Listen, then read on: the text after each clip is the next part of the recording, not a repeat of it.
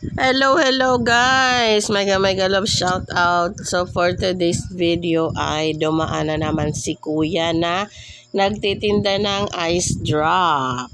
Ayan, ang ice drop niya is 10 pesos per piece. Pero meron siyang twist. May mga ano siya dyan, may mga bunot. Ngayon ang bunot, kung gusto mong makipagsapalaran is 5 pesos, 3 bunot. So, ayan, ang aking sister ay nag-hi pa siya. Hi, kuya, shoutout sa'yo. Si Linlin ay baka sakali siyang magbunot. So, ang try niya is, naka 5 try siya. So, nagbayad siya ng 25 pesos. Pero, ang nakuha niya naman na ice drop is 4 pieces. So, nakatipid siya ng 15 pesos. O, diba?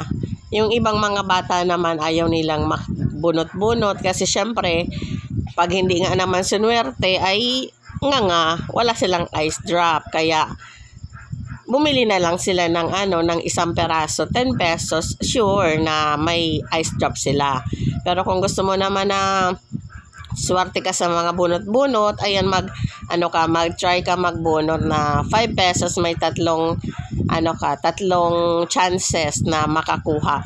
Ang bunot pala niya is pag may lumabas na dalawang number, halimbawa 15 or 28, basta dalawang number, hindi yung single number lang na 1 to 9.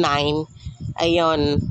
Basta kahit anong number, basta double number, may yun na yung may price ka na isang ice cream. So, buti na lang is nakatipid pa kami ng ng 15 pesos. Kasi kung bibilhin yung 4 na ice cream, 40 pesos yun eh. Pero nabili niya lang ng 25. O, diba? Saya!